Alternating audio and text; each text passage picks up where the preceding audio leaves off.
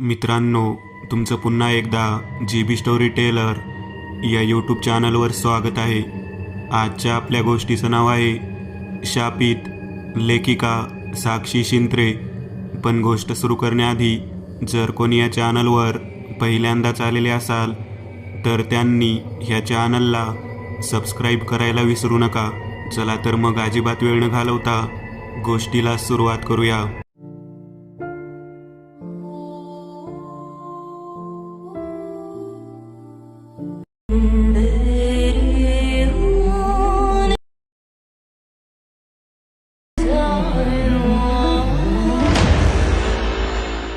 एका अंधाऱ्या खोलीत त्याला डांबून ठेवलं होतं.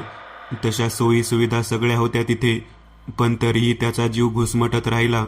एका रात्रीतच त्याचं आयुष्य या 4 भिंतीत उभून गेलं. त्याला त्या दिवसाची आठवण झाली. उत्कर्ष वायकुळ, साधारणतः 21 ओलांडलेला बेरोजगार तरुण. घरात 18-20 नसलं तरी दारिद्र्य होतंच. तो मुंबईतीलच एका चाळीत राहायचा त्याच्या वडिलांबरोबर. त्याच्या वडिलांचं नाव दिनेश, पण सगळे त्यांना अण्णा म्हणायचे. अण्णा वायकुळ, काटकान मेहनती माणूस, पण तेवढा सटकील डोक्याचा. उत्कर्ष आणि अण्णा दोघंच असायचे. उत्कर्षची आई त्याच्या लहानपणीच कॅन्सरने वारली होती. त्या दिवशी उत्कर्ष असाच बाहेरून आला होता. तो बाहेरच्या खाटेवर नुकताच बसला असेल नसेल, तोच आतून आवाज त्याच्या कानांवर पडला. आलात? हात हलवत आलात? तो अण्णांचा आवाज होता. उत्कर्ष उठून उभा राहिला आणि आत जाणारच की अण्णांनी त्याला थांबवलं. थांब, आता काही काम मिळाल्याशिवाय या घरात पाऊलही टाकायचं नाही. अण्णांचा पारा चढला होता. तसं अण्णांचं डोकं तापायला कोणत्याही कारणांची गरज नसायची, पण तरीही उत्कर्ष आज गांगारला. याआधी अण्णांनी त्याला घराबाहेर कधीच काढलं नव्हतं. अण्णा अहो पण, उत्कर्ष बोलतच होता की अण्णांनी त्याचं सामान त्याच्या पुढ्यात टाकलं. 4 नोटा त्याच्या खिशात कोंबल्या आणि त्याला धक्के मारून चाळीच्या तळमजल्यावर सोडून दिलं. पाऊस वारा अंगावरती घेत तो चाळीच्या बाहेर पडला. काय रे, सामान बांधून कुठं निघालास? त्याच्या मित्राने सतीशने विचारले. काही नाही रे सत्या, काम शोधायला चाललोय, चल. उत्कर्ष चाळीच्या चौकातून बाहेर पडला. सगळं अगदी थोड्या वेळापूर्वीच घडल्याप्रमाणे त्याच्या डोळ्यांसमोर नाचत होतं. तसे या घटनेला 24 तास उलटून गेले होते. खोलीची एकमेव असलेली खिडकी उत्कर्षने उघडली. तशी थंड वाऱ्याची झुळूक आत आली. त्याला तिने थोडासा आधार दिला. त्याच्यासोबत काय झालं, तो इथे कसा आला, हे त्याला काहीच आठवत नव्हतं. त्याला इतकंच आठवत होतं की कोणीतरी हितचिंतक त्याला भेटला आणि त्याला नोकरी देऊ लागला. पुढचं सगळं त्याच्या मनपटलावरून धूसर होत नाहीसं झालं. बाहेर पाऊस पडतच होता, त्यामुळे त्या खोलीतला कुबट वास आणखी वाढला. उत्कर्ष तिथल्या पलंगावरून उठून खोलीच्या दरवाजाकडे जाऊ लागला, पण त्याचा तोल गेला आणि तो खाली पडला. खोलीतल्या अंधाराला थोडाफार आव्हान देणारा पिवळट दिवा अचानक पेटला. तशी त्याला त्या खोलीची कल्पना आली. ती एका हॉस्पिटलची खोली होती. मला हॉस्पिटलमध्ये, मला काही झालंय का? त्याने एकदा स्वतःला चाचपून पाहिलं, पण तो व्यवस्थित होता. कोणत्याही अपघाताच्या जखमा त्याला दिसल्या नाहीत. सर्व शक्तीनिशी तो पुन्हा उठला आणि आपले सगळे त्राण पायात आणून दरवाजापर्यंत पोहोचला. त्याने दरवाजा उघडण्याचा प्रयत्न केला, पण तो उघडला नाही आणि उघडणारही नव्हता. कुणी आहे का? त्याने विचारलं, पण बाहेरून कोणताही प्रतिसाद आला नाही. नवीन सावज दिसतंय, बाहेरच उभा असणारा कंपाऊंडर म्हणाला आणि तिथून निघून गेला. उत्कर्ष पुन्हा पलंगापाशी आला. आता बाहेर पूर्णतः अंधार पडला होता. उत्कर्ष हाताश होऊन पलंगावर बसला. त्याला अण्णांची आठवण येत होती. त्याने त्याचे खिसे चाचपले, पण त्याच्याकडे साधा फोनही नव्हता आणि अण्णांनी दिलेले पैसेही नव्हते. खोलीत कुठे त्याचे सामानही दिसत नव्हते. उत्कर्ष काल रात्रीपासून घरी आला नाहीये. 24 तास होऊन गेलेत, अण्णा त्यांच्या शेजाऱ्यांना सांगत होते. त्यांच्या चेहऱ्यावर काळजी आणि अपराधीपणाची भावना तरळली. तुम्ही काही काळजी करू नका वायकुळ, आपण पोलीस स्टेशनला जाऊया, आसपास शोध घेऊ, त्याचे शेजारी दिवेकर म्हणाले. आता संपूर्ण चाळ खाली जमली. उत्कर्ष खोलीतल्या दिव्याकडे नजर लावून बसला होता. इतक्यात त्याला कसली तरी कुडबुड ऐकू आली. तो आवाज दाराच्या दिशेने येत होता. तो शांतपणे चाहूल घेऊन ऐकू लागला. चावीचा आवाज. त्याच्या डोक्यातले काटे फिरले. त्याने सावधतेचा पावित्रा घेतला. आता दार उघडलं की बाहेर पडायचं. त्याने मनाशी ठरवून टाकलं. तो दरवाजा पुढे जाऊन उभा राहिला. काहीच क्षणात दार उघडलं गेलं. तशी त्याने बाहेर झेप घेतली, पण बाहेर जाण्याआधीच कुणीतरी त्याला पुन्हा आत ढकललं. बाहेर पडायचा प्रयत्नही करू नकोस. एक निनावी आवाज त्याच्या कानांवर पडला आणि दरवाजातून जेवणाची थाळी सरकवून दरवाजा पुन्हा बंद झाला. उत्कर्ष पलंगाच्या खाली कोलमडला होता. त्याच्या डोक्याला मार लागला होता आणि त्यामुळे त्याची शुद्ध हरपत चालली. तो खोलीतल्याच बाथरूममध्ये फ्रेश होण्यासाठी गेला. त्याने बाथरूमच्या दिव्याचं बटन दाबलं, पण दिवा काही लागला नाही. तो तसाच आत शिरला. तोंडावर पाणी मारण्यासाठी म्हणून त्याने नळ फिरवला. पाणी तोंडावर मारणार इतक्यातच बाथरूममधला दिवा लागला आणि चालू बंद होऊ लागला. त्याने आरशात पाहिलं. त्याच्या मागे कोणीतरी उभा असल्याचा भास त्याला झाला. कोण आहे? त्याने विचारलं. कोणताही प्रतिसाद आला नाही. ती प्रतिमाही नंतर दिसेनाशी झाली. उत्कर्ष बाथरूममधून बाहेर पडला तेव्हा त्याला हायसे वाटले. त्याने त्या सरकवलेल्या थाळीकडे पाहिले. पोटात भुकेचा आगडोंब उसळला होता. त्याने कोणताही विचार न करता ते खायला सुरुवात केली. आता रात्रीचे 12 वाजले होते. उत्कर्ष या खोलीत असताना हॉस्पिटलमध्ये अजूनही दुसरे कोणीतरी आले होते. उत्कर्ष यापासून अनभिज्ञच होता. सगळी व्यवस्था झाली आहे ना? त्या इसमाने जराशा अशक्त आवाजात विचारलं. हो साहेब, सगळी व्यवस्था झाली आहे, डोंट वरी, दुसरा व्यावसायिक आवाज म्हणाला. त्या इसमाला दुसऱ्या खोलीत ठेवण्यात आले. तिथले डॉक्टर त्याची व्यवस्था लावून आपल्या केबिनमध्ये जायला निघाले. डॉक्टर, एक कुजबुजता आवाज त्यांच्या कानावर पडला. ते थांबले आणि त्यांनी आसपासची चावल घेतली. त्यांच्या अगदी कानामागूनच त्यांना थंड श्वासांचा आवाज ऐकू आला. डोळ्यांच्या कोनातून त्यांनी त्यांच्या दोन्ही बाजूला पाहिले तेव्हा त्यांना कोणीही दिसलं नाही. ते तडक चालत त्यांच्या केबिनमध्ये आले. तिथे आधीपासूनच काही माणसे होती. काही त्रास नाही ना? डॉक्टरांनी विचारले. त्यातील एकाने नकारार्थी मान हलवली. मी चेक करून येतो 205 मध्ये जाऊन, डॉक्टर म्हणाले आणि निघून गेले. उत्कर्ष आता अस्वस्थ झोपला होता. त्याची झोप शांत नव्हती. उत्कर्ष, उत्कर्ष, एक पुसटसा आवाज त्याच्या कानांवर पडला. तसा तो दचकून उठला. पलंगावरच मागे सरकला. पाय पोटाशी घेऊन संपूर्ण खोलीभर नजर फिरवत राहिला. इतक्यात डॉक्टरही त्या खोलीत आले. खोली संपूर्णतः अंधार होता. खोली आताची वाटत नव्हती. डॉक्टरांनी खोलीतला दिवा लावण्यासाठी स्विच बोर्ड चाचपला, पण तो त्यांच्या हाताला लागला नाही. त्याऐवजी त्यांच्या हाताला कोणाचा तरी स्पर्श झाला. ते काहीतरी लिबलिबीत ओंगळवाणं होतं. डॉक्टरांनी हात झटकन मागे घेतला. कुणी आहे का? त्यांनी हिम्मत करून विचारलं. तुझी पाप, एक घोगरा रागीट आवाज आला.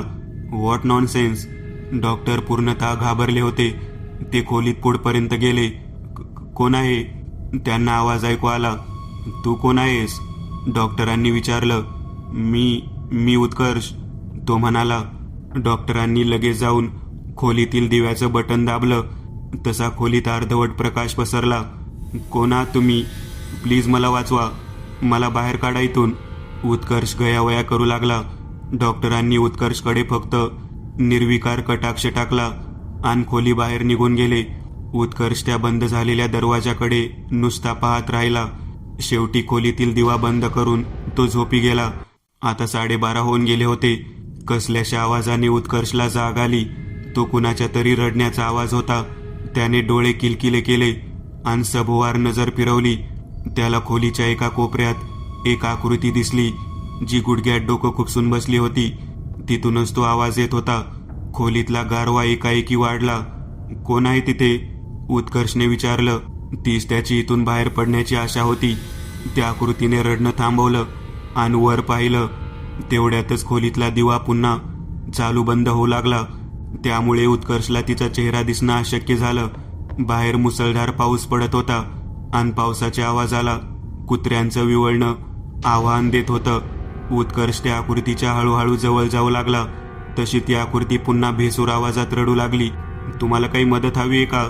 माझ्याप्रमाणे तुम्हाला या लोकांनी पकडलंय का? उत्कर्षचे प्रश्न सुरूच होते.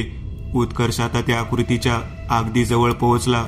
त्या आकृतीने पांढऱ्या कपड्याने स्वतःचा चेहरा झाकला होता. तिचे श्वासोच्छ्वास मोठमोठ्याने ऐकू येऊ लागले. उत्कर्ष तिला स्पर्श करणार. इतक्यातच ती आकृती दिसेनाशी झाली. उत्कर्ष झटका बसावा तसा मागे सरकला. त्याची बोबडी वळली. हा काहीतरी भलताच प्रकार आहे. त्याच्या मनात विचार चमकला. तो पुन्हा दरवाजाजवळ आला आणि दार बडवू लागला. पण बाहेर त्याची हाक ऐकायला कोणीही नव्हतं. शेवटी दमून भागून तो दरवाजाला चिकटूनच बसला. त्याचं लक्ष पलंगाखाली गेलं. तिथे अपुऱ्या दिव्याच्या प्रकाशात त्याला काहीतरी चमकताना दिसलं. सावधतेने तो तिथपर्यंत पोहोचला आणि पलंगाखाली वाकून पाहू लागला. नीटसं काही दिसेना म्हणून त्याने पलंगाखाली हात घातला. तेव्हा त्याच्या हाताला ओलसर चिकट काहीतरी लागलं.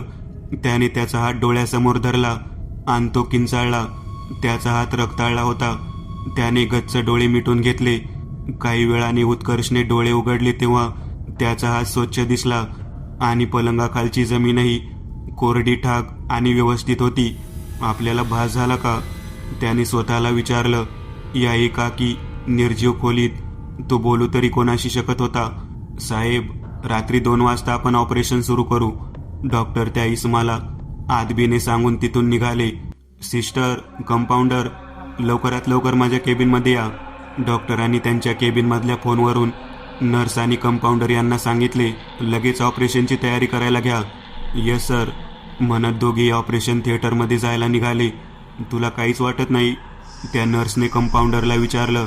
म्हणजे आपल्या ऑपरेशन थिएटर आणि खोली नंबर 205 मध्ये काय होतं माहिती आहे ना? तिने इथे तिथे पाहत बिचकतच पुन्हा विचारलं. हो, पण आपल्याला वाटून काय होणार आहे? शेवटी पापी पेट का सवाल आहे, तो निर्लज्जपणे म्हणाला. डिस्गस्टिंग. ती चिडून पुढे निघून गेली. त्या अंधाऱ्या कॉरिडॉरमध्ये तो कंपाऊंडर एकटाच उरला. कॉरिडॉर अर्धा अंधारातच होतं. तो बिनधास्तपणे ऑपरेशन थिएटरकडे चालला होता. इतक्यात एका भयानक किंकाळीने त्याचे लक्ष हेरले. तो आवाज संपूर्ण कॉरिडॉरमधून घुमून त्यांच्यापर्यंत पोहोचला. त्याची नजर संपूर्ण समोर पसरलेल्या कॉरिडॉरचा वेध घेऊ लागली. कोण आहे? समोर या, त्याने जीव मुठीत घेऊन विचारलं. समोरून एखादी वावटळ यावी असे त्याला वाटले. समोरचा संपूर्ण परिसर दिसेनासा झाला. कॉरिडॉरमधले दिवे बंद होऊन जो काही मरतुकडा उजेड होता तोही निघून गेला आणि संपूर्ण कॉरिडॉर अंधारात बुडालं. कंपाऊंडर अंधारात चाच पडत रस्ता शोधत होता. त्याने खिशातून फोन काढून त्या नर्सला कॉल लावला. हॅलो हॅलो सिस्टर, कंपाऊंडर घाबऱ्या आवाजात म्हणाला. पलीकडून फक्त खरखर ऐकू येत होती. त्यात मध्येच गुरगुरीचा आवाज मिसळत होता. सिस्टर. तसं एका रागाने काढलेला हुंकार ऐकू आला आणि पाठीमागून त्या नर्सची हृदयद्रावक किंकाळी. कंपाऊंडर काय समजायचं ते समजून गेला. त्याने घाबरतच फोन खिशात टाकला आणि ऑपरेशन थिएटरकडे धाव घेतली. त्याने थरथरतच ऑपरेशन थिएटरचा दरवाजा उघडला. आतमध्ये सगळं काही शांत होतं. आत नर्स निर्विकार चेहऱ्याने त्याच्याकडे पाहत होती. सर्व तयारी झालेली त्याला दिसली. कुठे होतास इतका वेळ? नर्सने विचारलं. नाही, काही नाही, डॉक्टरांनी बोलावलं होतं म्हणून गेलो. कंपाऊंडरने खोटं सांगितलं. जा आता परत डॉक्टरांना बोलावून आण. सगळी तयारी झाली ऑपरेशनची, नर्स म्हणाली आणि आपल्या कामात गडून गेली. कंपाऊंडरने फोन काढला. काही वेळापूर्वीच्या घटनेने तो पुरता बिचकला होता. हॅलो, त्याने सावधतेने विचारलं. अरे फोन काय करतोयस इथल्या इथे? बरं, झाली का तयारी? आलोच मी साहेबांना घेऊन, डॉक्टरांनी कंपाऊंडरला बोलण्याची संधीच न देता सांगितलं आणि फोन ठेवून दिला. कंपाऊंडरने मोकळा श्वास सोडला. तो हॉस्पिटलमध्ये ऑपरेशन थिएटरच्या अगदी जवळच असणाऱ्या त्या साहेबांच्या खोलीजवळ गेला. डॉक्टरही तिथेच आले. साहेब, डॉक्टरांनी खोलीचा दरवाजा अलगद ढकलला. समोर बाहेरच उभा असलेला कंपाऊंडर बेदरलेल्या नजरेने पाहत होता. डॉक्टरना काही समजेनासे झाले. समोर ते साहेब अस्ताव्यस्त पडले होते. डॉक्टरांनी लागलीच तिथे धाव घेतली. हरी, लवकर जा आणि बीपी मशीन घेऊन ये, डॉक्टरांनी आज्ञा केली. कंपाऊंडर लगेच बाहेर पडला. ऑपरेशन उद्यावर ढकलावं लागेल, डॉक्टर स्वतःशीच पुटपुटले. डॉक्टरांनी त्या इसमाला तिथल्या पलंगावर झोपवलं. हरी बीपी मशीन घेऊन आला. याचं बीपी शूट झालंय, डॉक्टर म्हणाले. मी काय मेडिसिन्स आणतो, तू यांच्यावर लक्ष ठेव. जर शुद्ध आली तर फोन कर मला, डॉक्टर कंपाऊंडरला म्हणाले आणि निघून गेले. या सगळ्या प्रकरणात 2 वाजून गेले. काहीशा वाढलेल्या श्वासांच्या आवाजाने हरीला जाग आली.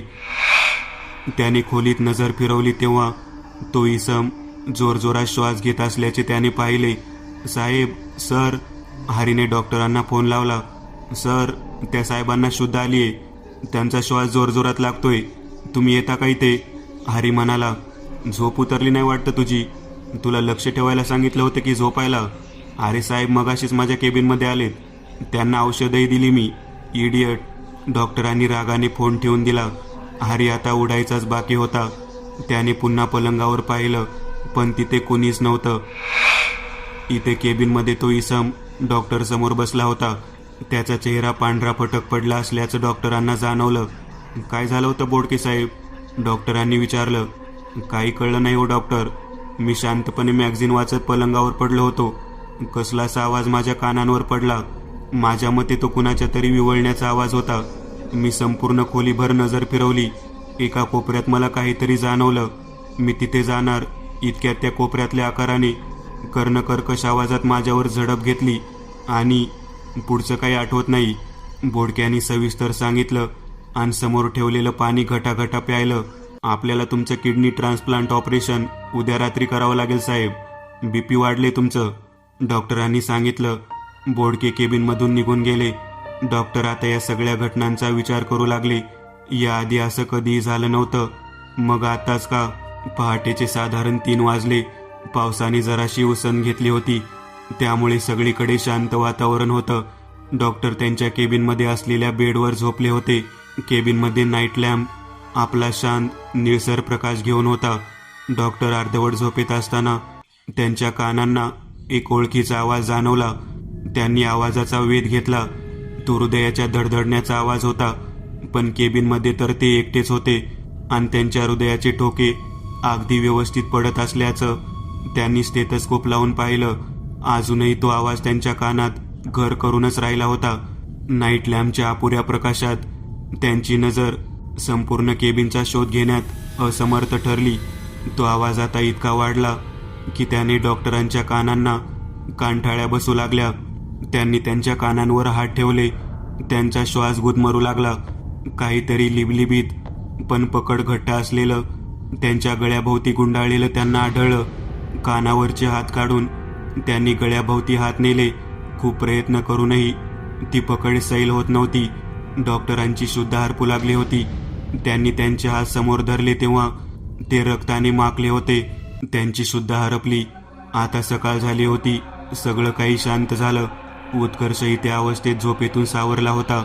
नवीन दिवसासोबतच नवीन आशा मनाशी धरून तो पुन्हा प्रयत्न करणार होता. इथून बाहेर पडण्यासाठी तो उठून फ्रेश होणार.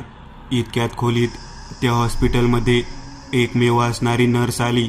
तिने उत्कर्षकडे हसून पाहिलं. खोलीत असणाऱ्या फ्लॉवर पॉटमध्ये फुलं ठेवली. झाली झोप? तिनं तेच हास्य कायम ठेवून विचारलं. उत्कर्षने फक्त होकारार्थी मान हलवली.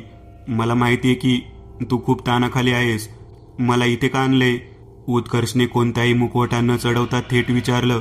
मी आता जास्त काही सांगू शकत नाही कारण त्यांची माणसं बाहेरच आहेत. फक्त इतकंच सांगते, स्वतःला वाचवता येत असेल तर वाचव. इथे अवैध अवयव प्रत्यारोपण चालतं. अनेक पापांनी अन्यायांनी ही इमारत शापित झाली आहे. मी या चिखलातला गाळ आहे. ती बेचैन होऊन निघून गेली. उत्कर्षला धक्का बसला. म्हणजे आपल्याला? उत्कर्षच्या अंगावर काटा आला. तो काही प्रतिक्रिया देणार इतक्यातच खोलीचं दार उघडलं गेलं आणि डॉक्टर आत आले. उत्कर्ष गांगारून त्यांच्याकडे पाहू लागला. त्याचा चेहरा त्याने मोठ्या मुश्किलीने भावशून्य ठेवला. जसा शिकारी आपल्या सावजाकडे आधाशी नजरेने पाहतो तसेच डॉक्टर त्याच्याकडे पाहत होते. शेवटी तो त्यांच्या कमाईचं साधन होता. डॉक्टर निघून गेले. उत्कर्ष खोलीत एकटा राहिला. याच्या सगळ्या टेस्ट नॉर्मल आहेत. डॉक्टरने हरी आणि तिथल्या त्या माणसांना विचारलं. हरीने होकारार्थी मान हलवली. गुड. डॉक्टर त्यांच्या केबिनमध्ये गेले. दिवसभर उत्कर्ष कोऱ्या चेहऱ्याने मनातल्या भीतीसोबत पलंगावरच बसून राहिला. दिवस सरला. कातरवेळी उत्कर्षला पुन्हा अस्वस्थ वाटू लागलं. आपल्यावर काहीतरी दडपण आहे याची जाणीव होत राहिली. खोलीतला दिवा लावण्याचं भानही त्याला नव्हतं. तो मुळात भानावर आला. तोच मुळी पाण्याच्या आवाजाने उत्कर्ष त्याच्या जागेवरून उठला आणि बाथरूमकडे जाऊ लागला. किंबहुना त्याचे पायच त्याला त्याच्या इच्छेविरुद्ध तिथे नेत होते. बाथरूमचं दार त्याने उघडलं आणि अलगदात वाकून पाहिलं. आत आता शांतता होती. तो जायला वळणार इतक्यात पुन्हा एका नळातलं पाणी टपटप गळू लागलं. उत्कर्ष आत गेला आणि कुठून आवाज येतोय ते पाहू लागला. आत अंधार होता. दिवा लावण्यासाठी त्याने बटन दाबलं, पण तो लागला नाही. पळून जाणार होतास? एक गुरगुरता आवाज मागून त्याच्या कानांवर पडला. त्यावेळी बाथरूममध्ये एक सडका कुचका वास पसरला होता. उत्कर्ष आता पुरता घाबरला. इकडे आड तिकडे विहीर अशी त्याची अवस्था झाली. काय हवंय तुम्हाला? मला का त्रास देताय? उत्कर्षने विचारलं. न्याय हवाय, तो आवाज म्हणाला.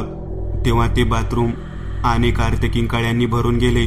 उत्कर्ष अंधाऱ्या बाथरूममध्ये जीव मुठीत घेऊन उभाच होता की अचानक त्याला मागून कोणीतरी धक्का दिला आणि तो तोंडावर पडला.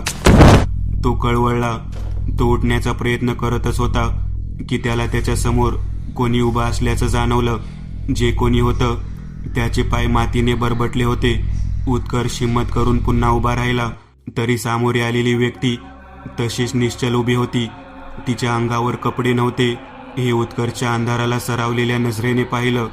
त्याचं लक्ष त्या व्यक्तीच्या छातीकडे गेलं. ते पाहून उत्कर्षला उबळ आली. त्याची छाती वेड्यावाकड्या टाक्यांनी शिवलेली होती. तिथे आजूबाजूला रक्ताचे सुकलेले डाग होते. त्याच्या अर्धवट चंद्रप्रकाशात दिसणारा चेहरा मातीने मळकटला होता. उत्कर्ष किंचाळणारच होता की त्याने उत्कर्षची मान पकडली. त्याची पकड इतकी घट्ट होती की त्याला भोवळ आली. हरी आणि डॉक्टर उत्कर्षला घेऊन जाण्यासाठी त्याच्या खोलीजवळ आले. जा, घेऊन ये त्याला बाहेर. डॉक्टर उत्कर्षच्या खोलीबाहेरच थांबले. सर, तो खोलीत नाहीये. हरीने बाहेर येऊन धापा टाकतच सांगितलं. काय नाही म्हणजे? तुम्हाला पहारा द्यायला सांगितलं होतं ना. झोपलेलात की काय? डॉक्टरचा पारा चढला. त्याच्या डोक्यात तिडीक गेली. डॉक्टर स्वतः 205 मध्ये गेले तेव्हा उत्कर्ष अगदी भावशून्य चेहऱ्याने पलंगावर बसला होता. डॉक्टरने एक रागाचा कटाक्ष हरीवर टाकला. हरी आवासून उत्कर्षकडे पाहत राहिला, कारण हरीला डॉक्टरांना सांगायला येऊन 5 सेकंद सुद्धा झाली नव्हती. हरी, याला घेऊन ऑपरेशन थिएटरमध्ये ये. मी बोडके साहेबांना घेऊन तिथेच येतो. डॉक्टर निघून गेले. हरी उत्कर्षच्या जवळ गेला. चल रे लवकर, हरी म्हणाला आणि उत्कर्षला हाताला धरून उठवू लागला. पण उत्कर्षला हात लावताच त्याने झटकन हात मागे घेतला. उत्कर्षचं शरीर बर्फाहूनही थंड लागलं होतं. इतक्या वेळात पहिल्यांदाच उत्कर्षच्या चेहऱ्यावर हसू आलं. चल, उत्कर्ष गालात खुनशी हसून म्हणाला. हरी आणि उत्कर्ष ऑपरेशन थिएटरमध्ये आले. बोडकेला ऑपरेशन टेबलवर पालथे झोपवले होते. डॉक्टर आणि नर्स तिथेच ऑपरेशनची तयारी करत होते. सर, हरी मोजकच बोलला. डॉक्टरांनी मान हलवली आणि हरीला इशारा केला. हरी काय समजायचं ते समजला. हरीने उत्कर्षकडे पाहिलं. तो वारंवार शांत दिसत होता. ऑपरेशन थिएटरमध्ये रोगट निर्जीव वातावरण खेळत होतं. बाहेर पावसाला सुरुवात झाली होती. हरी उत्कर्षला दुसऱ्या टेबलवर घेऊन गेला. तिथे त्याने उत्कर्षला झोपवलं. आतापर्यंत शांत असलेलं ऑपरेशन थिएटर एकाएकी विवळण्याच्या आवाजाने भरून गेलं. उत्कर्षने अचानक हरीचा गळा पकडला. अये, काय करतोयस तू? सोड. अडखळ्या आवाजात हरी विनंती करू लागला. तिथे डॉक्टर स्वतःचा गळा वळून खाली बसले होते. ऑपरेशन थिएटरमधले काही दिवे फुटले तर काही चालू बंद होत राहिले. आजपर्यंत अनेक निष्पाप जीवांचा बळी घेतला तुम्ही. तुमच्या स्वार्थासाठी अनेकांना मारलं. आता तुमची पाळी. उत्कर्ष भेसूर हसू लागला. उत्कर्षने हरीला लांब फेकून दिलं. तसा हरी एका टेबलवर आदळला आणि ऑपरेशनचं सगळं सामान त्याच्या डोक्यात पडलं. हरी वेदनेने ओरडू लागला. डॉक्टर कसंबसं स्वतःला सोडवून बाहेर जाण्याचा प्रयत्न करणार इतक्यात उत्कर्षची नजर त्यांच्यावर पडली. उत्कर्षने नजरेनेच दरवाजाजवळ असलेलं टेबल हलवून दरवाजा अडवला. डॉक्टर घाबरला. त्याला त्याच्या जीवाची पर्वा नव्हती. उत्कर्ष त्या डॉक्टरच्या जवळ जाऊ लागला. तसा डॉक्टर मागे मागे सरकत होता. स्वतःच्या डिग्रीचा असा उपयोग केलास. खरा हैवान तूच आहेस आणि आता तुला तुझ्या योग्य जागी पोहोचवतो. उत्कर्ष डॉक्टरच्या अगदी तोंडाशी येऊन बोलला. तेव्हा त्याचा चेहरा काही क्षणासाठी विद्रूप झाला. उत्कर्षने डॉक्टरचा हात पकडला आणि खेचत खेचत त्याला ऑपरेशन थिएटरच्या एका सहजासहजी न दिसणाऱ्या कोपऱ्यात घेऊन आला. उत्कर्षने एका हातानेच तिथलं कार्पेट बाजूला केलं. त्या सरशी तिथे एक थोडा वर आलेला चौकोन दिसू लागला. उत्कर्षने तो उघडला. आत पायऱ्या उतरत होत्या. उत्कर्षने डॉक्टरला आत ढकललं. बोडके अजूनही टेबलवर बेशुद्धच होता. नर्स तिच्या भेदरलेल्या डोळ्यांनी हा सगळा प्रकार पाहत होती. अनातून तिला डॉक्टरला शिक्षा झाल्याचे समाधान मिळाले होते. उत्कर्षने जसे ते चौकोनी दार उघडलं तसा एक कुचका सडका वास संपूर्ण ऑपरेशन थिएटरमध्ये पसरला. डॉक्टर खाली जमिनीवर पडला होता. उत्कर्ष त्याच्या मागे उभा होता. तिथे अनेक मृत शरीराचा खच पडला होता. काहीचे सांगाडे झाले होते तर काही शरीरं सडली होती. सगळ्यांच्या चेहऱ्यावर आता वेदनेचे भाव होते. कुठून तरी येणाऱ्या लालसर प्रकाशात तो देखावा अत्यंत उग्र आणि भयंकर दिसत होता. डॉक्टर वर जाण्यासाठी जिन्याकडे जाणार इतक्यात कुणीतरी त्यांना खेचले. त्या प्रेतांमध्ये आत हालचाल होऊ लागली. मला माफ करा, मी तुमचा जीव घेतला, पण मला सोडा, मी यापुढे असं काहीच करणार नाही. डॉक्टर स्वतःला सोडवण्यासाठी पोकळ आश्वासन देत होते तेव्हा कुणालाही त्यांची कीव आली असती. उत्कर्ष पुढे झाला. त्याचे डोळे रक्तासारखे लाल झाले होते. त्याने डॉक्टरच्या गळ्यात त्याची बोटे खुपसली तेव्हा त्यांच्या रक्ताची चिळकांडी त्या प्रेतांवर उडाली. तशी सर्व प्रेते आनंदाने हलकल्लोळ माजवू लागली. त्यांची रक्ताची आणि सुडाची तहान काही प्रमाणात पूर्ण झाली. डॉक्टर जागीच गतप्राण झाले.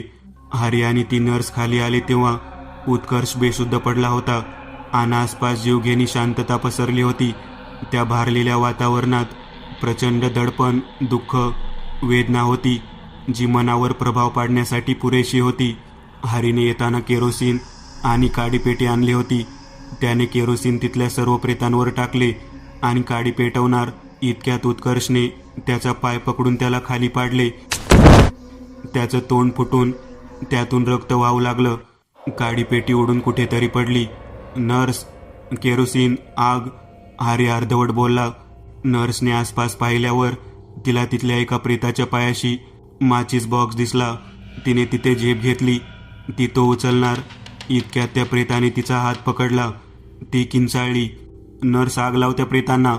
हरी जीवाच्या आकंताने किंचाळला आणि बेशुद्ध पडला. नर्सने कसाबसा तिचा हात सोडवून घेतला आणि तिथे पायऱ्यांच्या इथे जाऊन उभी राहिली. तिने काडी पेटवली आणि त्या प्रेतांवर टाकली. तशी सगळी जळू लागली.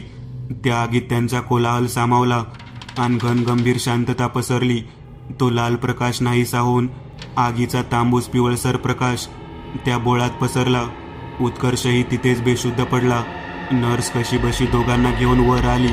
प्रसन्नतेचा, चांगुलपणाचा तिथे सूर्योदय झाला. आज ते हॉस्पिटल इथल्या शापापासून, कृष्णकृत्यांपासून मुक्त झालं. मी एक नवीन चॅनल ओपन करत आहे. त्यावर तुम्हाला ॲनिमेटेड हॉरर स्टोरीज पाहायला मिळतील. त्या चॅनलची लिंक या व्हिडिओच्या डिस्क्रिप्शनमध्ये दिलेली आहे. चॅनलला सबस्क्राईब करायला विसरू नका. मित्रांनो, आज पुरतं एवढंच. तुम्हाला जर काही गोष्ट आवडली असेल तर नक्की लाईक करा. तुमच्यापैकी बरेचसे जण व्हिडिओ लाईक न करताच पळून जातात. पण हा जर व्हिडिओ तुम्ही लाईक केला तर मला जरा बरं वाटेल आणि असेच भारी भारी व्हिडिओ बनवायची माझ्यात एनर्जी येईल. त्यामुळे नक्की लाईक करा. आणि अजूनही कोणी या चॅनलला सबस्क्राईब केलेलं नसाल तर लगेच सबस्क्राईब करून टाका. आणि बाजूची घंटी ती मात्र दाबायला विसरू नका. देवाची घंटी आहे ती. चला तर मग पुन्हा भेटूया अशीच एक आगळी वेगळी गोष्ट घेऊन पुढच्या भागात.